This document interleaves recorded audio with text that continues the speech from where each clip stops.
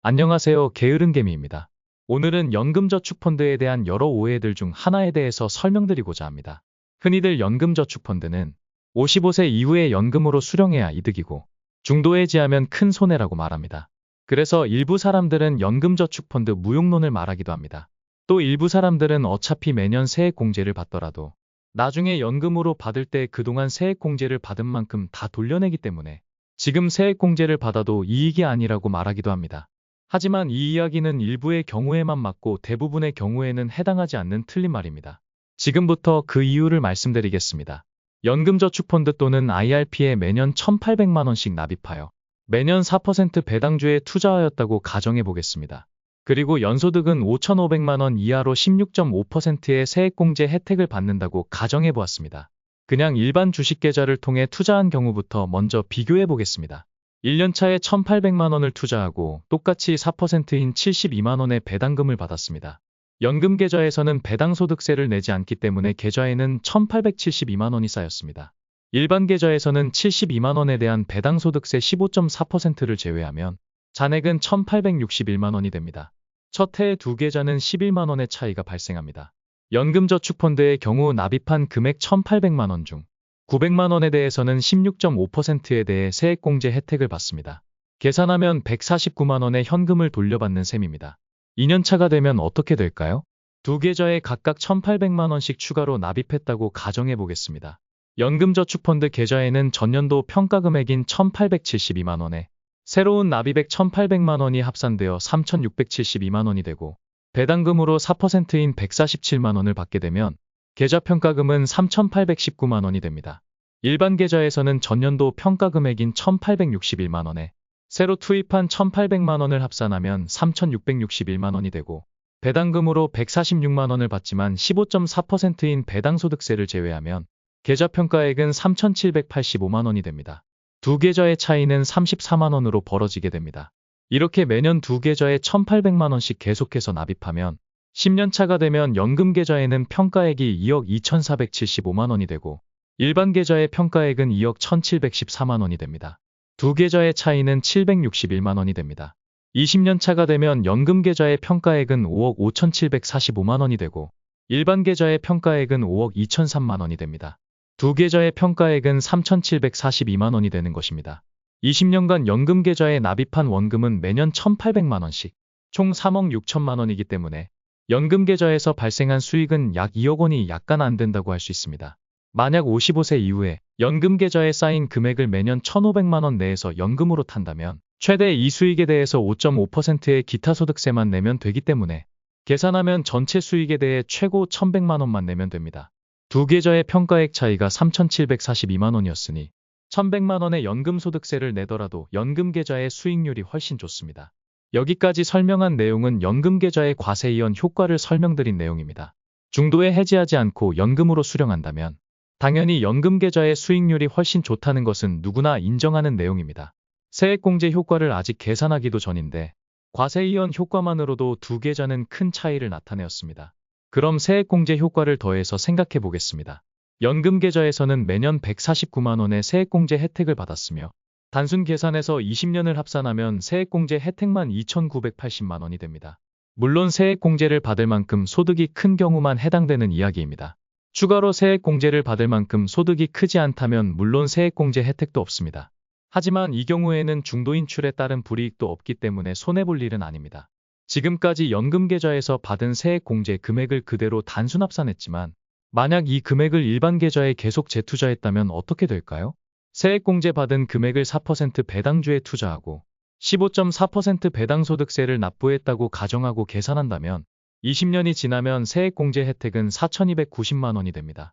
연금계좌를 통해 20년간 1,800만 원을 납입할 경우 과세이원 효과와 세액공제 혜택 효과를 합산하면 총 잔액은 6억 35만 원이 되어 일반 계좌에서 투자한 경우보다 약 8천만 원이 더 늘어나게 됩니다. 연금으로 수령할 경우 연금소득세 총액은 얼마가 될까요?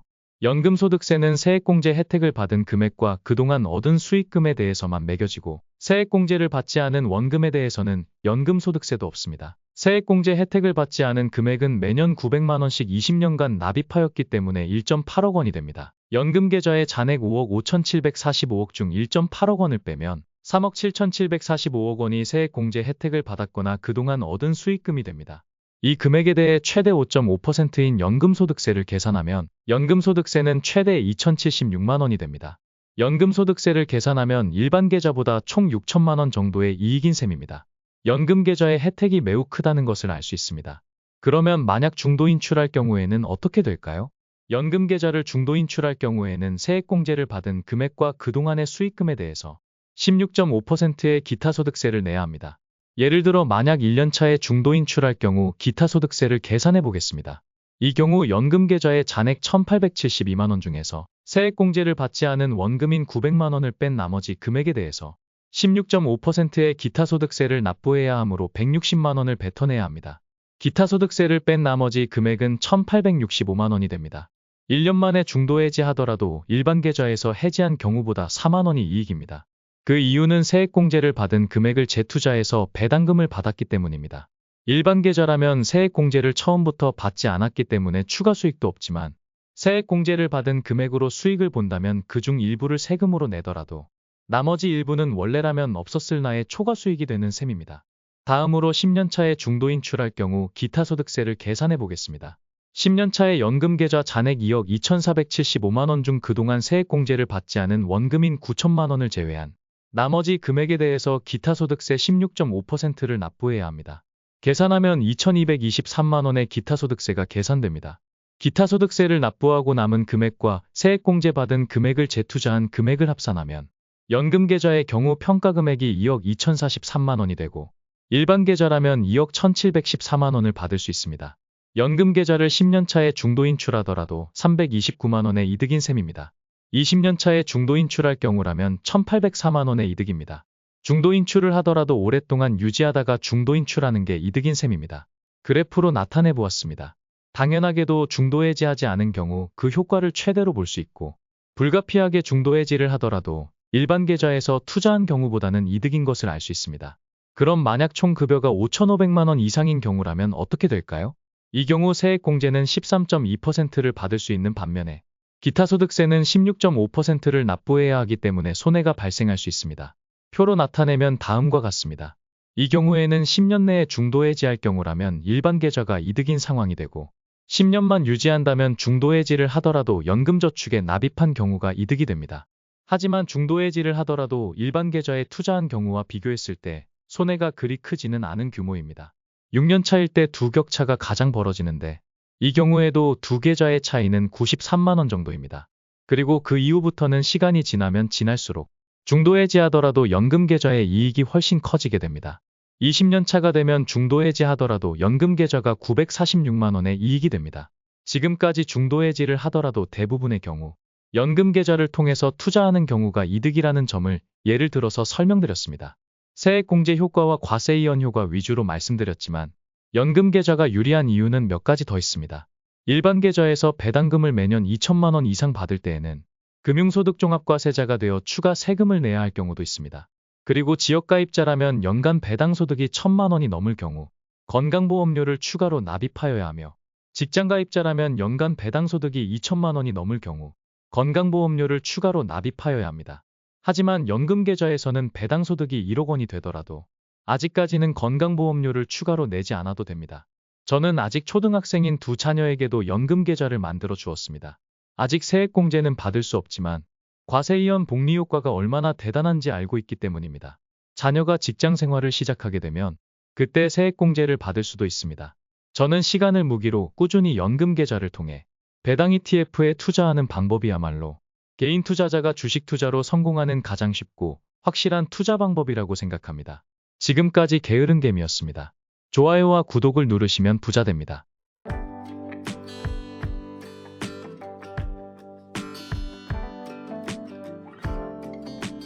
안녕하세요. 게으른개미입니다. 방금 발표된 24년 1월 말 기준 미국 배당 다우존스 새 상품의 비용 자료를 가져왔습니다. 바로 설명드리겠습니다. ETF의 비용은 총보수와 기타 비용 그리고 매매 중개 수수료로 이루어져 있습니다. 24년 1월 말 기준 새 상품의 비용을 살펴보겠습니다. 먼저 솔 미국 배당 다우존스입니다. 총보수는 0.01%, 기타 비용은 0.1%, 매매 중개 수수료는 0.1136%로 세 비용을 합산하면 0.2236%가 되겠습니다. 계속해서 비용이 내려가는 좋은 모습을 보여주고 있습니다. 다음은 에이스 미국 배당 다우존스입니다. 총보수는 0.01%, 기타 비용은 0.08%, 매매 중개 수수료는 0.1139%입니다. 세 비용을 합산하면 0.2039%입니다. 에이스도 비용이 꾸준히 내려가는 바람직한 모습입니다. 다음으로 타이거 미국 배당 다우존스입니다. 총보수는 0.01%로 세 상품 모두 동일합니다. 기타 비용은 0.05%, 매매 중개 수수료는 0.0659%로 세 비용을 합산하면 0.1259%입니다. 두 상품과는 다르게 꾸준히 비용이 올라가고 있습니다. 아직까지는 타이거가 두 상품에 비해 매우 저렴한 상황이기는 하지만 지난달까지만 하더라도 타이거 미국 배당 다우존스가 다른 두 상품보다 2배 이상 차이가 날 정도로 매우 저렴했었는데 이제는 2배까지는 차이가 나지 않는 상황입니다. 1억 원을 보유 중이라고 가정하면 솔 미국 배당 다우존스 상품은 매년 22만 3,600원의 비용이 지불되는 셈이고 에이스 미국 배당 다우존스 상품은 매년 20만 3,900원의 비용이 지불되는 셈이며 타이거 미국 배당 다우존스 상품은 매년 12만 5,900원의 비용이 지불되는 셈입니다. 세 상품의 비용을 좀 더 비교가 용이하게 그래프로 살펴보겠습니다. 타이거 미국 배당 다우존스 상품의 비용이 급격하게 올라가는 모습을 볼 수 있습니다. 사실 똑같은 지수를 추종하는 세 상품 중 유독 타이거 미국 배당 다우존스 상품이 두 상품보다 비용이 이렇게 차이가 날 수 있을까 하는 의문이 들긴 했었습니다. 서서히 비슷한 수치로 수렴해 가는 모습이 자연스러워 보입니다. 앞으로 세 상품의 비용이 비슷해진다면 세 상품을 구분하는 게 의미가 없어질 수도 있겠네요. 그냥 아무거나 사도 비슷한 상황이 될 수도 있겠다는 생각입니다. 세 상품의 시가총액을 비교해 보았습니다. 타이거 상품이 계속해서 비용을 저렴하게 유지하면서 시가총액이 다시 솔 상품을 추월했습니다. 타이거 미국 배당 다우존스는 한 달 동안 시가총액이 866억이 증가하였고 에이스 미국 배당 다우존스는 216억이 증가하였으며 솔 미국 배당 다우존스는 386억이 증가하였습니다. 아무래도 시가총액이 클수록 고정 비용을 줄일 수 있는 효과가 있다 보니 앞으로의 상황은 타이거가 유리하다고 볼 수도 있을 듯합니다. 지금까지 미국 배당 다우존스 세 상품의 최신 비용을 비교해 보았습니다. 여러분들이 이 영상에 좋아요를 눌러주셔서 새 상품의 비용에 관심을 가지고 있다고 표현을 해준다면 자산운용사들이 이 새 상품의 비용을 낮추는 원동력이 될 거라고 생각합니다. 지금까지 게으른개미였습니다. 좋아요와 구독을 누르신 분은 부자 됩니다.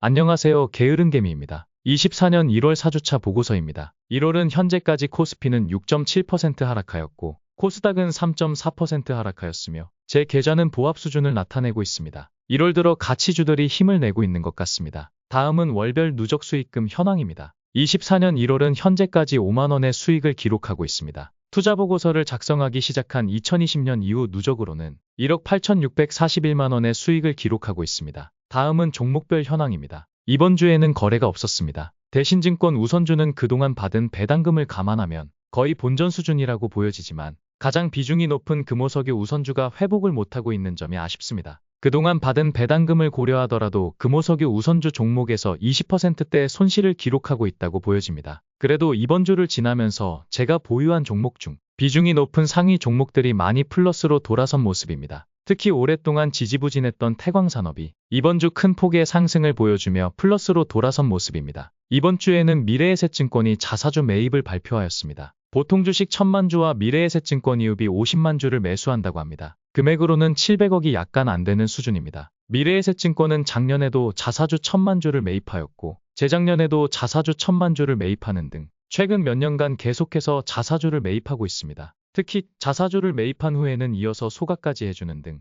주주환원 측면에서는 굉장히 주주 친화적인 기업입니다. 200억 원의 자사주 매입을 발표한 아세아제지도 매일 꾸준히 2,500주씩 자사주를 매입해주고 있습니다. 이번 주 하루 거래량이 평균 1만 1천 주 정도에 그치고 있다는 점을 감안하면 전체 거래량의 20%를 자사주로 매입하고 있는 셈입니다. 다음은 원금과 평가금 현황입니다. 지금까지 투입된 원금은 3억 6,800만 원 수준이고 평가금은 5억 5,500만 원 수준입니다. 지금까지 게으른개미였습니다. 좋아요와 구독을 누르신 분은 부자 됩니다.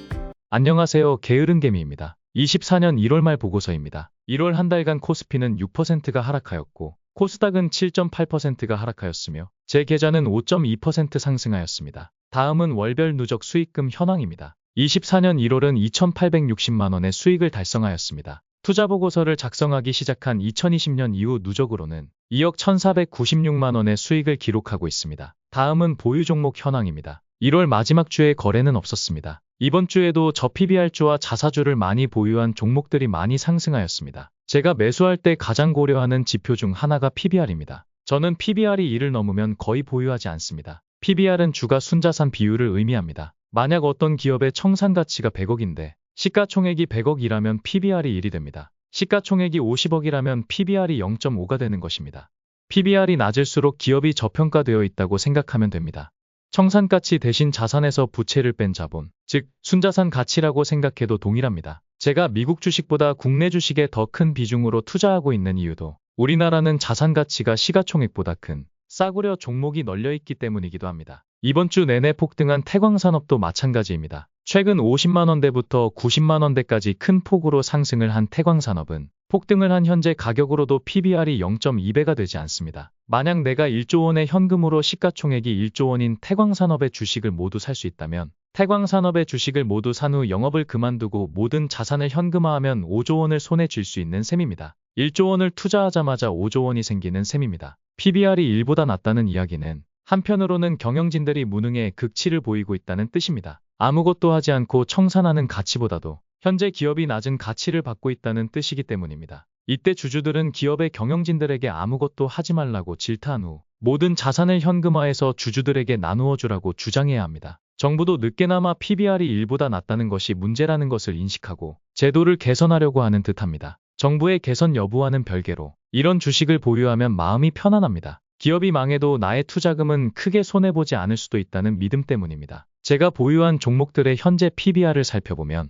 금호석유 우선주가 0.28배 수준이고 대신증권 우선주가 0.34배, 아세아제지는 0.43배, 태광산업은 0.19배, 신영증권은 0.32배, 하나사무비 0.11배, BYCU 0.22배, 일신방직 0.22배, 미래에셋증권이읍이 0.20배, 현대차증권 0.26배, 쿠쿠홈시스 0.58배, DB금융투자 0.17배, 이베스트투자증권 0.31배, KPX홀딩스 0.23배, 에코마케팅 1.42배, 이마트 0.19배, 세방우 0.15배, 대림제지 0.27배, SKU 0.35배, 세이브존 INC 0.20배입니다. 성장주인 에코마케팅만 PBR이 1배를 넘을 뿐 제가 보유한 종목 중에는 PBR이 0.5를 넘는 종목도 거의 없습니다. 만약 제가 보유한 종목이 모두 PBR 1 수준으로 상승한다면 제 주식 평가액은 20억이 거뜬히 될 듯합니다. 이번 주 태광산업의 상승을 보면서 한 주도 매도하지 않았습니다. 아직도 심한 저평가라고 생각하기 때문이기도 하지만 매도 물량이 거의 없다는 점도 매도하지 않은 하나의 이유입니다. 태광산업은 현재 대주주 54.53%와 트러스톤 자산운용 5.8%,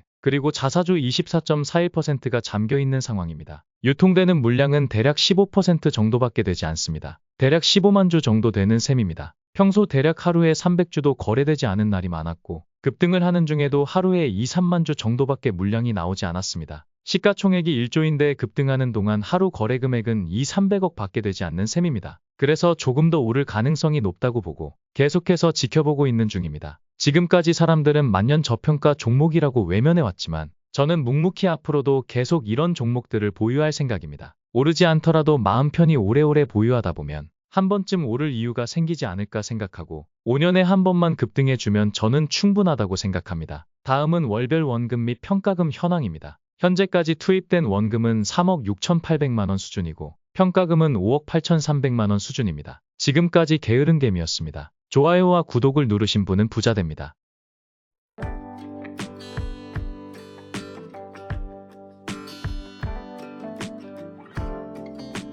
안녕하세요. 게으른개미입니다. 24년 2월 1주차 보고서입니다. 2월은 현재까지 코스피는 4.7%가 상승하였고 코스닥은 1.9% 상승하였으며 제 계좌는 2.7% 상승하였습니다. 24년 연간 기준으로는 코스피는 1.5% 하락 중이고 코스닥은 6% 하락 중이며 제 계좌는 7.9% 상승하였습니다. 다음은 월별 누적 수익금 현황입니다. 24년 2월은 현재까지 1,518만원의 수익을 기록 중이며 24년 연간 기준으로는 4,377만원의 수익을 기록하고 있습니다. 투자보고서를 작성하기 시작한 2020년 이후 누적으로는 2억 3,013만 원의 수익을 기록하고 있습니다. 올해까지 포함해서 지난 5년간 주식 투자로 연평균 4,600만 원 정도의 수익을 올리고 있는 셈입니다. 다음은 보유 종목 현황입니다. 2월 첫 주 거래는 없었습니다. 2월 첫 주는 거래일이 이틀밖에 없었습니다. 지난주에 이어 이번 주에도 저PBR주, 자사주가 많은 종목 고배당주 같은 일명 가치주라고 불리는 종목들이 계속해서 올라가는 모습입니다. 제가 투자하는 종목들이 저PER, 저PBR 고배당주 위주이기 때문에 저도 이번 흐름에 큰 수익을 보고 있습니다. 덕분에 올해 3월 만기 예정인 중개형 ISA 계좌도 평가액이 많이 올라왔습니다. 한때 원금보다 평가액이 낮은 때도 있었는데 현재는 한 계좌는 원금 8천만 원에 평가금은 9,100만 원 정도이고 나머지 한 계좌는 원금 6천만 원에 평가금이 6,200만 원이 되었습니다. 더 많은 자금을 연금저축펀드에 넘길 수 있게 되어 기분이 좋네요. 참고로 중개형 ISA 계좌는 현재 매년 2천만 원씩 납입할 수 있는데 21년 3월에 가입했다면 3년 만기 전에 4번을 납입할 수 있습니다. 연도 기준으로 납입이 가능하기 때문인데 쉽게 말해서 21년, 22년, 23년, 24년 이렇게 4번 납입할 수 있는 것입니다. 24년에는 3월 만기 전에 납입하면 되는 것입니다. 중개형 ISA 계좌에서 받은 배당금은 만기 전까지 서민형은 400만 원, 일반형은 200만 원까지는 비과세 혜택을 받을 수 있고 초과되는 수익은 9.9% 분리과세 혜택이 주어집니다. 따라서 매 3년마다 이 혜택을 받으면서 계속해서 신규 가입과 해지를 반복하는 게 가장 유리합니다. 일부 사람들은 해지하고 다시 가입하면 복리 효과를 제대로 누리기 어렵다고 하시지만 제 생각은 다릅니다. 중개형 ISA에서 해지한 자금은 곧바로 연금저축펀드로 옮겨서 절세 효과와 복리 효과를 계속 이어갈 수 있기 때문입니다. 중개형 ISA 계좌로는 개별 종목에 투자할 수 있다는 장점이 있지만 개별 종목 투자를 통해 배당 ETF보다 높은 수익을 내는 투자자는 많지 않습니다. 재미없다는 배당 ETF 투자지만 어느새 제가 보유한 아리랑 고배당주도 지금까지 받은 배당금을 제외하고도 수익률이 20%를 넘은 상황입니다. 현재 정부는 중개형 ISA 혜택을 늘리는 방안을 추진 중인데요. 정부 추진 내용처럼 중개형 ISA 연간 투자 한도를 4천만 원으로 늘리고 비과세 한도를 1천만 원으로 늘린다면 중개형 ISA 계좌 인기는 더욱 올라갈 것입니다. 중개형 ISA 계좌로는 미국 주식에 투자할 수는 없기 때문에 중개형 ISA 계좌의 혜택이 늘어날수록 국내 주식에 투자하는 사람도 늘어날 것으로 보입니다.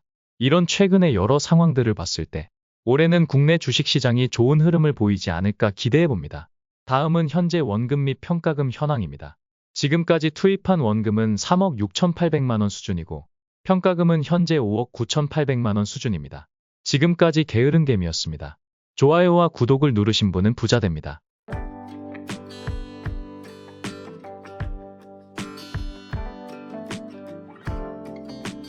안녕하세요. 게으른개미입니다.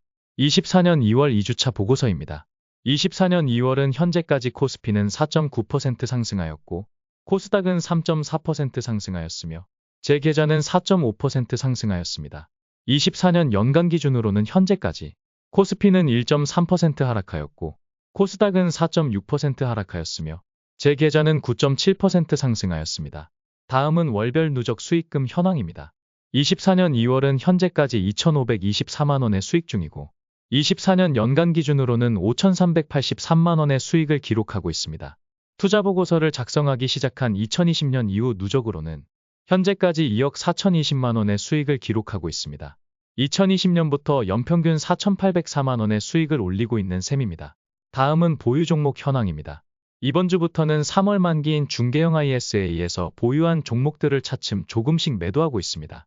현재 저와 와이프의 중개형 ISA 계좌에는 아세아제지와 신용증권, 코덱스 CD금리 액티브, 일신방직 대림제지 종목을 보유하고 있습니다. 아세아제지는 현재 200억 원의 자사주를 매입 중이며 매일 2,500주씩 매수하다가 주가가 올라가면서 2,000주로 줄여서 매입하고 있습니다. 메리츠금 융지주처럼 주가가 오르더라도 계속 같은 수량으로 매수해 주었으면 좋았을 텐데 하는 아쉬움은 있습니다. 대략 하루 1억 원 정도 매수 중으로 1년 내내 매수가 이어질 것으로 보입니다. 게다가 아세아제지는 주주총회를 통해 액면 분할을 할 예정이기 때문에 조금 더 기다렸다가 3월쯤에 매도할 계획입니다. 대신증권은 올해 별도 기준으로 6,880억 원 순이익을 올렸습니다. 시가총액에 거의 육박하는 순이익입니다. 자회사인 대신 F&I로부터 배당금을 받았기 때문인데 대신증권은 자기자본 3조를 달성하고 종투사 진입을 노리고 있습니다. 빠르면 올해 4월 신청을 한다고 합니다. 종투사가 되면 할 수 있는 일들이 많아지기 때문에 굉장히 큰 호재가 될 것이라고 기대하고 있습니다. 몇 년 전 대신증권은 별도 재무제표 기준으로 30%에서 40%의 배당 성향을 유지하겠다라고 했는데 올해는 이를 지키지 못할 것으로 보입니다. 앞서 말씀드린 것처럼 종투사 진입이 우선이기 때문입니다. 그래도 작년보다는 약간 오른 주당 약 1,400원 정도는 배당금을 지급하지 않을까 기대하고 있습니다. 대신증권 우선주 기준으로는 약 10%의 시가배당률입니다. 올해는 저와 와이프의 주식 계좌에 많은 자금이 투입될 예정입니다.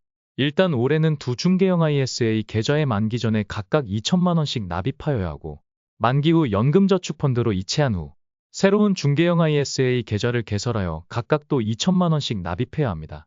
올해 저와 와이프의 두 중개형 ISA 계좌에만 총 8천만 원을 납입할 예정입니다. 그리고 저와 와이프의 연금저축펀드와 IRP에 1,800만 원씩 납입할 예정으로 총 3,600만 원을 납입할 예정입니다. 모두 합하면 1억 1,600만 원이 추가로 투입되는 것입니다. 이를 위해 우선 작년 하반기부터 모아온 현금과 올 한 해 동안 모을 현금을 투입할 예정이고 보유 중인 해외 주식은 1월에 일부를 매도하였습니다. 해외 주식은 연수익 250만 원까지만 비과세이기 때문에 딱 250만 원의 수익에 맞추어 매도하였습니다. 그래도 자금이 부족하면 개별 주식을 조금 팔아서 현금화한 후 연금저축펀드에 연간 한도를 채워 납입한 후 ETF를 매수할 계획입니다. 다음은 월별 원금 및 평가금 현황입니다. 현재까지 투입된 현금은 3억 6,800만 원 수준이고 평가금은 6억 800만 원 수준입니다. 처음으로 평가금 기준으로 6억을 넘었네요. 지금까지 게으른개미였습니다. 좋아요와 구독을 누르신 분은 부자 됩니다.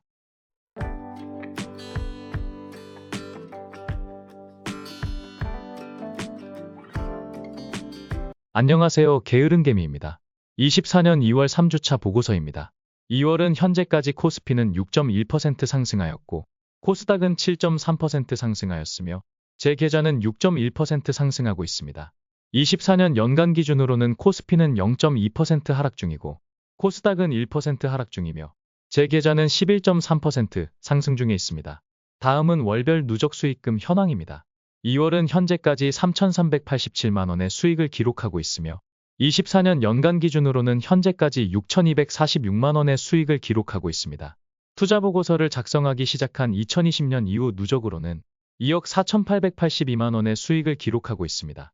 5년간 연평균 4,976만 원의 수익을 기록하고 있는 셈입니다. 다음은 보유 종목 현황입니다. 이번 주에는 진양홀딩스 종목을 신규로 매수하였고 타이거 미국 배당 다우존스 종목으로부터 받은 배당금으로 다시 타이거 미국 배당 다우존스 종목을 매수하여 수량을 조금 늘렸습니다. 이번 주에는 중개형 ISA 계좌 관련 계획을 조금 수정하였습니다. 저와 와이프의 중개형 ISA 계좌가 모두 3월 말 만기인데 하나는 3월 만기 후 연금저축펀드로 이체할 예정이고 하나는 만기를 연장한 후 하반기에 만기해지해서 연금저축펀드로 이체하기로 결정하였습니다. 아무래도 중개형 ISA 계좌의 만기를 조금 어긋나게 달리해야 자금 융통면에서도 좋을 듯하고 한 번에 많은 주식을 매도하면서 계좌가 출렁거리는 것도 방지할 수 있기 때문입니다. 이번 주에는 제가 보유한 종목과 관련하여 많은 뉴스거리가 있었습니다. 우선 금호석유와 관련한 기사부터 보시겠습니다. 박철환 전 상무가 차파트너스 자산운용과 손잡고 주주행동에 나선다는 내용입니다. 박철환 전 상무는 정기 주주총회 안건으로 자사주 소각과 감사위원 선임을 추진한다고 합니다. 현재 정부가 추진하는 밸류업 프로그램과 맞물리면서 금호석유 측의 자사주를 소각하라는 압력이 커질 것으로 보입니다. 현재 금호석유의 지분구조를 살펴보면 박철환 전 상무 측이 10.8%를 보유 중이고 박찬구 회장 측이 15.7%를 보유 중입니다. 박찬구 회장 측의 지분율이 약간 앞서지만 국민연금과 외인의 지분이 각각 9.27%와 20.3%를 보이고 있기 때문에 국민연금과 외국인에 따라 좌지우지될 수 있는 상황입니다. 특히 자사주 소각권은 정부 정책에도 부합하고 주주이익에도 부합하기 때문에 금호석유 측이 자사주 소각을 추진하지 않을 경우 국민연금과 외국인의 표심도 움직일 수 있다는 점에서 주주 입장에서는 자사주 소각을 기대할 만하다고 생각합니다. 그리고 자사주를 소각할 경우에는 본격적인 지분 다툼이 이루어질 수 있습니다. 예전에도 한번 말씀드린 바가 있듯이 박철환 전 상무의 매형인 허재명 전 일진머티리얼즈 사장은 작년에 일진머티리얼즈를 매도하고 현재 2조 원에 가까운 현금을 들고 있는 것으로 보입니다. 자사주를 소각하지 않는다면 국민연금과 외국인이 박철한 전 상무 측에 손을 들 확률이 높아질 것이고 금호석유가 자사주를 소각한다면 지분 다툼이 본격화될 여지가 있다는 점에서 주주 입장에서는 이래도 좋고 저래도 좋은 꽃놀이패가 아닐 수 없습니다. 가장 최악은 금호석유는 자사주를 소각하지 않고 국민연금과 외국인이 주주로서의 이익보다는 박찬구 회장 측에 손을 들어주는 경우일 것입니다. 적어도 전 국민의 연금을 위해 최대 수익률을 노려야 하는 국민연금은 그런 선택을 해서는 안 된다는 생각입니다. 다음으로 태광산업 뉴스입니다. 트러스톤 자산운용이 태광산업의 이사 추천 주주 제안을 한다는 뉴스입니다. 태광산업은 그동안 ESG 경영 5개년 계획을 발표하고 이사회 중심 경영을 하겠다라고 하였으며 앞으로 10년간 10조 원을 투자하겠다고 발표한 바 있습니다. 시가총액이 1조 원 남짓인 회사가 10조를 투자하겠다고 거창하게 발표하더니 그 이후로 깜깜무소식인 상황입니다. 트러스톤 자산운용은 태광산업의 지분을 5.8% 보유하고 있어 안건 통과는 사실상 어렵습니다. 변화를 이끌어내는 것도 쉽지는 않을 것입니다. 하지만 정부가 추진하는 밸류업 프로그램과 맞물려 조금의 개선이지라도 이끌어낸다면 폭발적인 상승을 맞이할 수도 있습니다. 태광산업은 이번 달에 주가가 60만원대부터 80만원대까지 올랐는데도 PBR은 여전히 0.18배에 그치고 있는 심각한 저평가 상황이기 때문입니다. 다음은 아세아재지 관련 증권사 리포트입니다. 주주환원 정책을 발표한 지는 수개월이 지났는데 그 내용을 소개하는 유안타증권 리포트입니다. 제 채널을 시청하시는 분이라면 제가 여러 번 이야기했기 때문에 다들 아시는 내용일 것입니다. 배당을 올리고 올해 자사주 200억을 매수 소각할 예정이며 올해 주주총회를 통해 주식 분할을 추진한다는 내용입니다. 아세아재지는 요즘도 매일매일 2,000주씩 자사주를 매수하고 있습니다. 정부가 2월 26일 코리아 디스카운트 현상을 해소하기 위한 기업 밸류업 프로그램을 발표한다고 합니다.